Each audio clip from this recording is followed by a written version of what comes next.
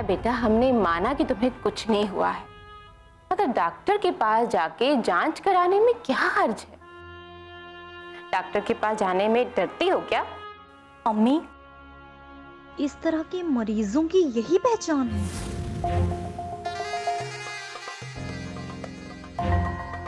पहले तो वो अपने आप को मरीज नहीं मानते हैं और दूसरा वो डॉक्टर के पास जाने से घबराते हैं।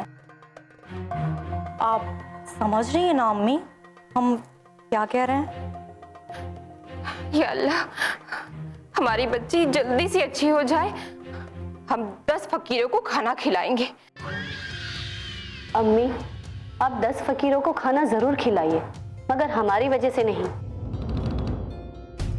ठीक है, अगर तुम्हें डॉक्टर के पास नहीं जाना तो मत जाओ, मगर तुम्हें इस जुमेरात को हमारे साथ शाह नजफ मौला अली साहब की दरगाह पे जरूर चलना होगा। बेटा इनकार मत करना।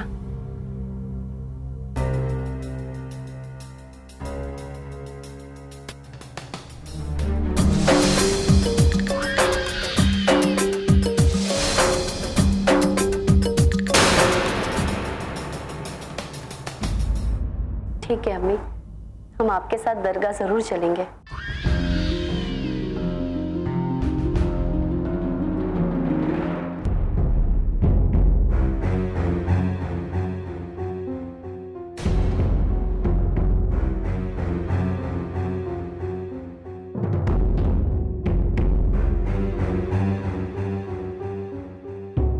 शाकरा, आओ बैठो।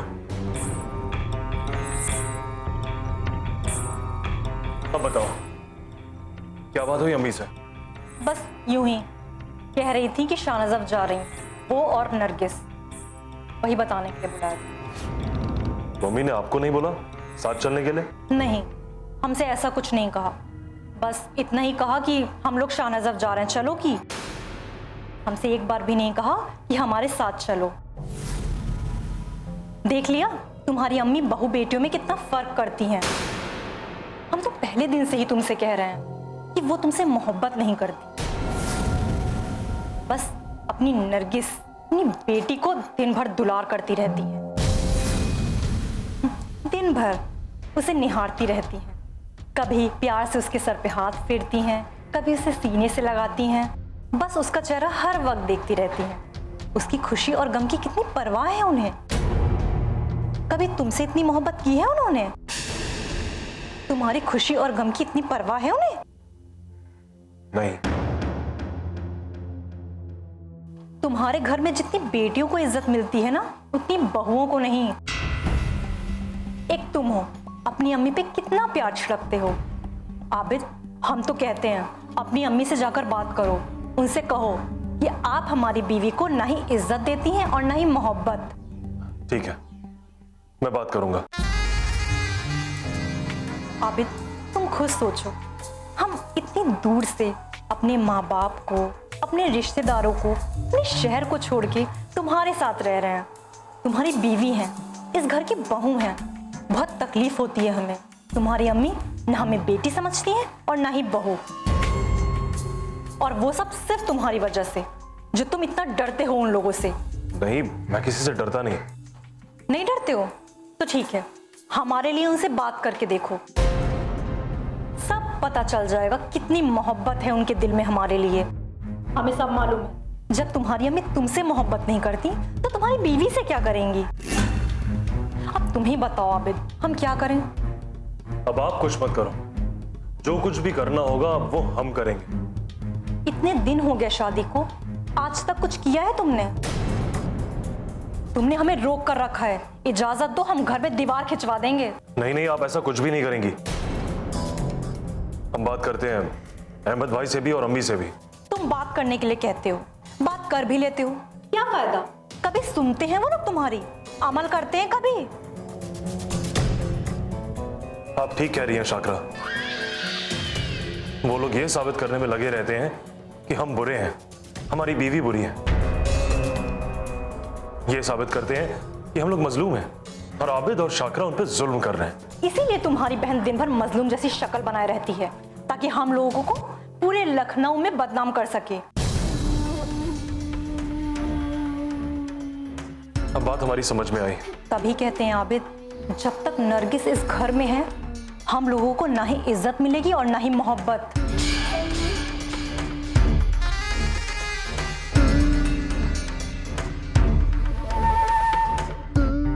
ए बत्तो, जाने कहाँ मर जाती है ये भी, इतनी आवाजें तो सुनती ही नहीं।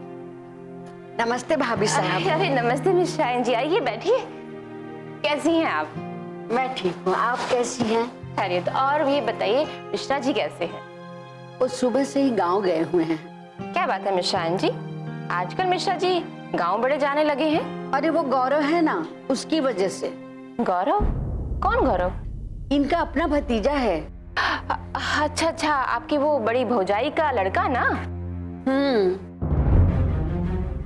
अब क्या बताएं भाभी साहब, वही तो हम लोगों को सताए हुए हैं। हाय हाय, उसे क्या तकलीफ है आपसे? क्यों सता रहा है वो आपको? वो मिश्रा जी से कह रहा था ये सारी जमीन जायदाद और घर बेच दीजिए। इतने बड़े घर में रह के आप लोग क्या करेंगे, कोई छोटा सा घर ले लीजिए और इस जमीन जायदाद को बेचने के बाद 25,000 रुपए मुझे दीजिए व्यापार करने के लिए। अब बताइए भाभी साहब, ये ठीक बात है क्या? नहीं नहीं मिस शाइन जी, ये तो बहुत गलत बात है। ऐसा बोला तो हमने उसे खूब खरी खोटी सुनाई। मिश्रा जी तो कुछ बोलते हैं नहीं। दोबारा आया तो कहने लगा कि सब जमीन जायदाद सबके कागजात को गिरवी रख दो 1 साल के। अब आप ही बताइए, 1 साल के बाद अगर वो पैसे नहीं लौटाएगा तो हम लोग तो सड़क पे ही आ जाएंगे कि नहीं? बोलिए, ये बात ठीक है क्या? मिस शाइन जी, उसे ऐसी बातें कौन सिखा रहा है? पता नहीं कौन सिखा रहा है भाभी साहब। हमें तो लगता है कि हमारे खानदान का कोई पुराना दुश्मन है जो गौरव के जरिए हम लोग को बर्बाद कर रहा है। मिस शाइन जी, ये तो बहुत ही फिक्र करने वाली बात है। मिश्रा जी को तो दरियाफ्त करना चाहिए कि गौरव को कौन सिखा रहा है। भाभी साहब, हमको तो बहुत डर लग रहा है। मिश्रा जी से कह रहा था ये घर जमीन जायदाद सबका मालिक वही है, पर मिश्रा जी ने कहा नहीं, मेरे मरने के बाद। भाभी साहब, मुझे तो बहुत डर लग रहा है। अगर वो उसके कहने पे नहीं चलेंगे तो मिश्रा जी की हत्या भी करवा सकता है। और मिश्रा जी की क्यों, वो तो मेरी भी हत्या करवाने में जरा भी नहीं सक जाएगा। भाभी साहब, मुझे तो बहुत चिंता हो रही है। जब तक वो गांव से नहीं आते हैं मेरी नजर दरवाजे पे ही लगी रहती है। भगवान न करे कि कोई अनहोनी हो जाए। नहीं नहीं मिस शाइन जी, कुछ नहीं होगा ऐसा, आप फिक्र मत कीजिए। मैं तो रोज भगवान से प्रार्थना करती हूँ कि हे भगवान मिश्रा जी की रक्षा करें। अरे मिस शाइन जी, अगर ज्यादा तकलीफ है तो आप कहें तो हम गांव जाते हैं, हम आपकी बड़ी भौजाई से बात करते हैं। नहीं नहीं भाभी साहब, इससे कोई फायदा नहीं होगा। हमें तो इसी बात की चिंता सताई जाती है कि कहीं गौरव चोरी चमारी न करवा दे, क्योंकि वो अच्छी तरह जानता है मिश्रा साहब तो बाहर चले जाते हैं और घर में मैं अकेली ही रहती हूँ, इसलिए वो कभी भी कुछ भी करवा सकता है। मिस शाइन जी, गौरव अब की बार जब आए ना तो उसे लेकर यहाँ आइएगा, हम उसको समझाएंगे कि वो ऐसा ना किया करे और जो जैसा चल रहा है उसको चलने दे। नहीं भाभी, मुझे तो बहुत डर लगता है गौरव से। कहीं ऐसा ना हो कि घर के चिराग से ही घर जल जाए।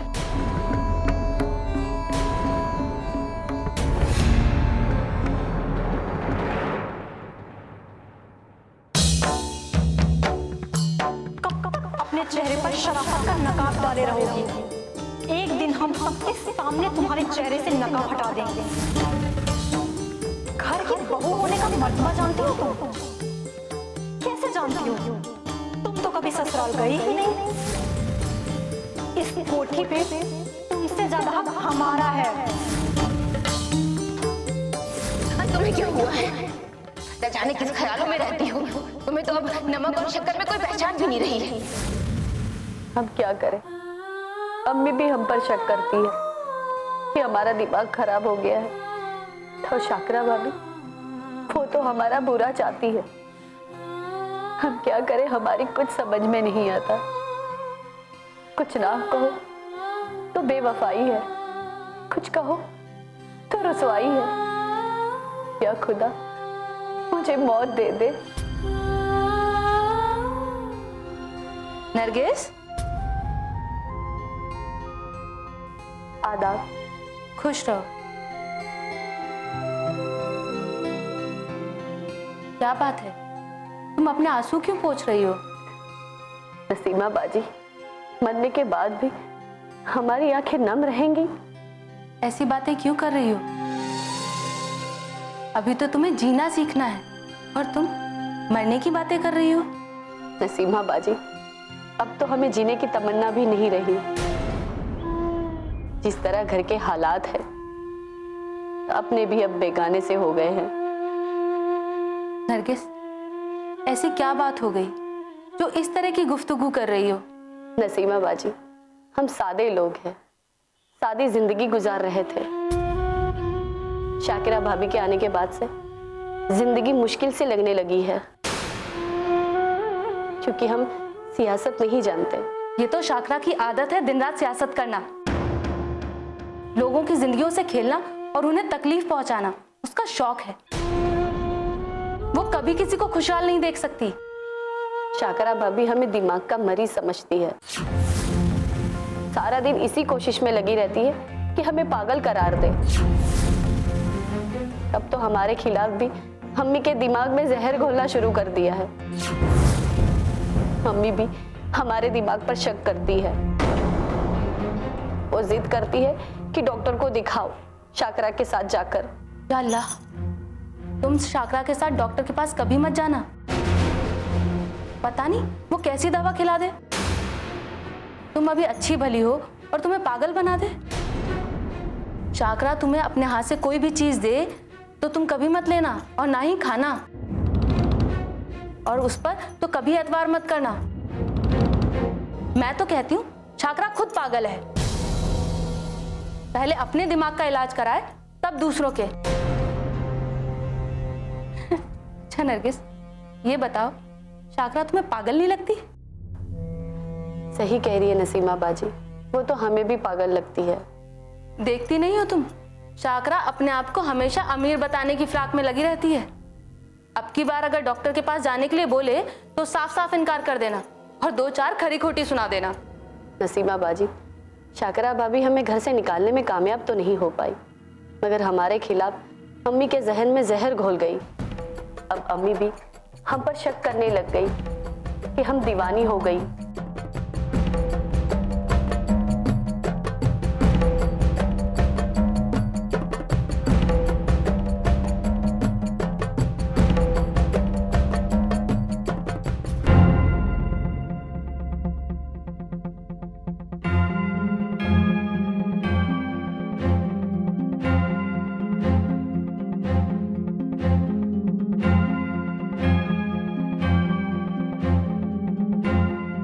न जाने कहाँ फाइल चली गई।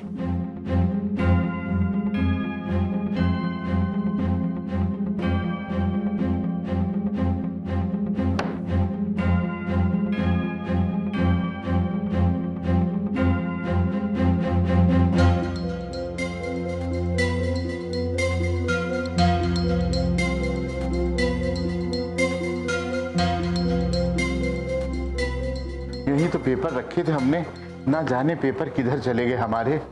ढूंढ रहा हूं। अरे भगवान, ये सब क्या हो रहा है? सब उल्टा सुल्टा हो रहा है।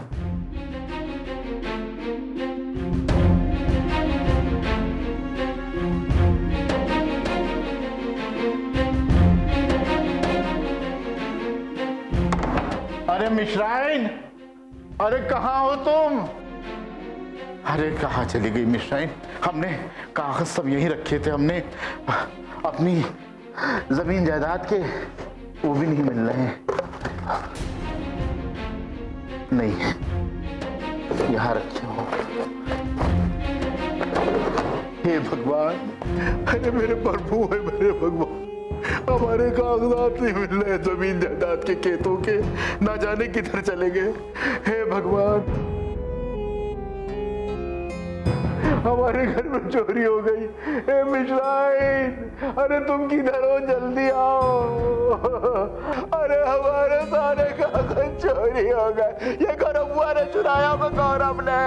मिश्राइन पहले से कहती थी ये चोरी करेगा, मगर मैं नहीं मानता था। हम कहते थे गौरव ऐसा नहीं करेगा। हमें तो कागज के नंबर भी नहीं मालूम, तारीख भी नहीं पता। हम कोर्ट कचहरी से उसके कागज कैसे निकालेंगे? आए राम, आए भगवान, हे भगवान, ये क्या हो गया? क्या हुआ, क्यों रोए जा रहे हैं? अरे गौरव ले, गौरव ले। क्या हो गया गौरव? फांसी लगा ली? चलिए, रोज की किटकिट तो गई। अरे किटकिट नहीं गई, हमारे पर से चली गई। खेत चले गए, खरियार चले गए, बाग बगीचे भी चले गए। लेकिन कहाँ गया, किधर गया, कैसे गया? अरे घर ले गया, सब कागज पत्तर सब ले गया। और तुम कहाँ थी? मैं भाभी साहब क्या गई थी। अच्छा हुआ तुम डिप्टी साहब क्या चली गई। अगर तुम ना गई होती तो खेत खरियार के साथ तुमको भी ले जाता। अरे चुप रहिए, चुप रहिए, बस शांत हो जाइए। अरे कैसे शांत हो, कागज मिलते नहीं। तुम कहा तो शांत हो जा, शांत हो जा, कैसे शांत हो जाए? कुछ भी नहीं चोरी गया है। मुझे तो पहले से ही अंदेशा था, इसलिए मैंने सारे कागजात एक महफूज जगह में छुपा के रख दिए थे। अरे कहाँ छिपाए तुमने? जल्दी बताओ हमका, ताकि करार आ जाए, हमारे मन को चैन आ जाए। हम बहुत तड़प रहे, क्या करी, हमारा हार्ट अटैक हो जाए। जल्दी दिखा दो हमको। हाँ, लाती हूँ, पहले आप चुप हो जाइए, अभी लाती हूँ। लाओ, जल्दी लाओ भैया, जल्दी लाओ भैया। आए दैया, अरे लाओ जल्दी। अब पूछिए कि कहाँ रखा था मैंने। कहाँ रखा था तुमने, बताओ ना। तकिए के अंदर, रात भर तकिए के अंदर इसको छुपा के सोई रही। अच्छा किया तुमने तकिए के अंदर छिपा दिया। अगर चोरी हो जाता है तो हम तो बर्बाद हो गए थे। अरे चुप भी रही, अब तो मिल गया ना।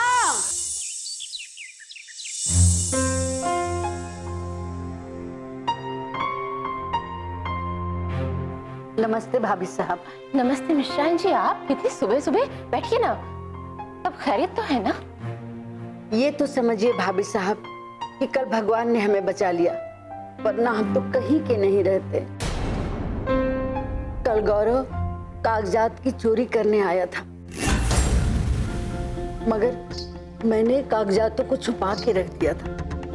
अरे मिश्राइन जी, तो आपने बहुत अच्छा किया कि आपने कागजात छुपा लिए, वरना अल्लाह जाने की क्या हो जाता। भाभी साहब,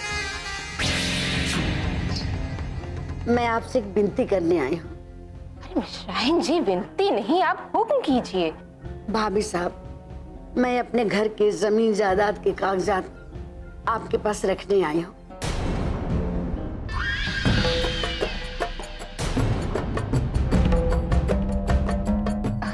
ठीक है मिश्राइन जी, मेरे विचार से आपके पास से ज्यादा सुरक्षित रहेगा। जैसी आपकी मर्जी। अच्छा मिश्राइन जी, आप बताइए मिश्रा जी कैसे हैं? मिश्रा जी तो ठीक है, पर उनकी हालत मत पूछिए। जब उनको पता चला कि उनके कागजात अपने ठिकाने पे नहीं है तो बहुत परेशान हो गए। उन्हें लगा कि गौरव कागजात चुराने में सफल हो गया और रो रो कर अपनी जान देने लगे। तब मैंने उनको कहा कि नहीं, कागजात तो है। और जब मैंने उनको बताया कि कागजात मैंने छुपा के रखा है, तब उनकी जान में जान आई। वाह वाह मिश्राइन जी, आपने तो कमाल कर दिया, वरना कुछ देर के लिए तो मिश्रा जी परेशान हो गए होंगे। अच्छा और बताइए, गौरव का क्या हाल है? अब उसका हाल क्या बताएं, उसकी वजह से तो हम लोग की यह हालत है।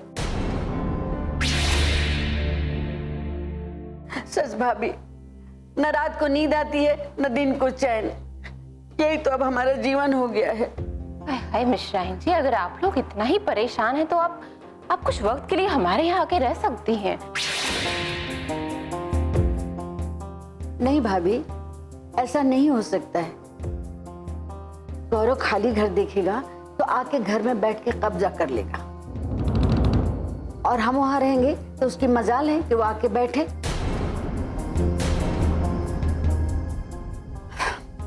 हम न उसको पसंद करते हैं न वो हम लोग को पसंद करता है।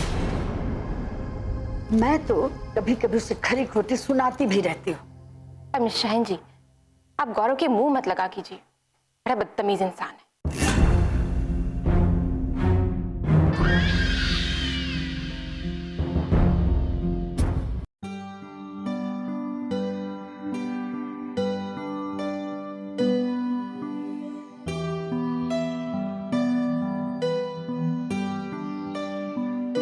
नरगिस, शाकरा भाभी, आदाब, आइए।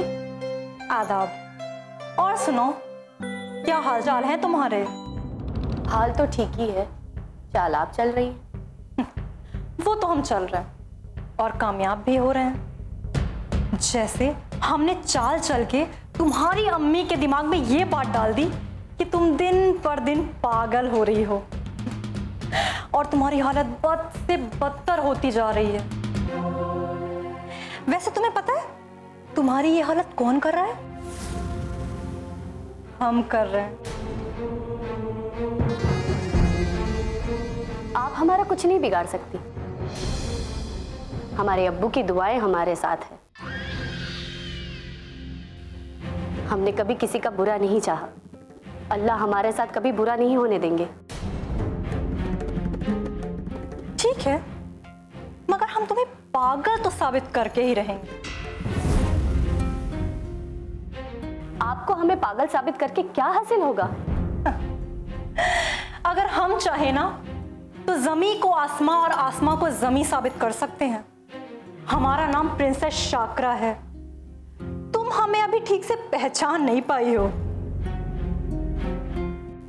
शाकरा भाभी, हमें आपको पहचानने की जरूरत नहीं है। हम तो आपको तभी पहचान गए थे जब आपने आबिद भाई के सामने शर्त रखी थी कि आप उनकी बेटी को नहीं पालेंगे।